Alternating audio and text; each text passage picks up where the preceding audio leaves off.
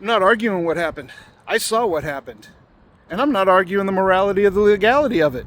It was immoral and it was illegal. The only question that I have is, where do you stand? Where do you stand on this issue? Do you condone this cruelty?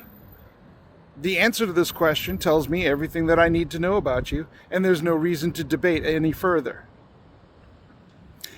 Hey guys, here I am in sunny Chicago, where it is 46 degrees in the sun, and I am loving it. Now this would have been a great opportunity to bring my MAGA alter ego, but I decided to leave my MAGA alter ego at home in Florida, where he belongs. Instead, I wanted to do a little bit of a role play on the appropriate response to the kind of gaslighting that we see coming from the right, especially now that the violence has started to escalate.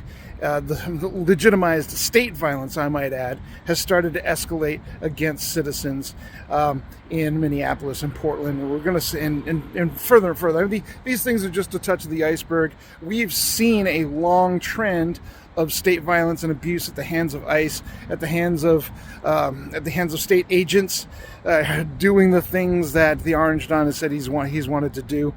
And there really isn't a debate anymore. There really isn't a debate anymore. You know, a couple months ago, I was watching Mehdi Hasan said he refused to debate with fascists, and I think that's a good policy. The debate's been over since Nuremberg. Look, we know the kind of world that liberals want to create. We know the kind of world that leftists want to create and humanists want to create. And we know the kind of world that fascists create when they take power. So the only question is, what world do you want to fight for? What world do you want to see? What world do you want to hand down to your children? And the debate is closed, because we know what the fascists have to offer.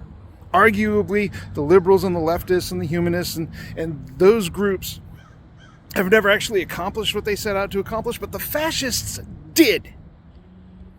They accomplished what they set out to accomplish. We know how that works out. And is that the kind of world that we want to lead to our kids? And if the answer is yes, well, then that's everything that I need to know about you, and I don't really need to debate with you anymore, because it's not about convincing you. I shouldn't have to convince you that fascism is wrong.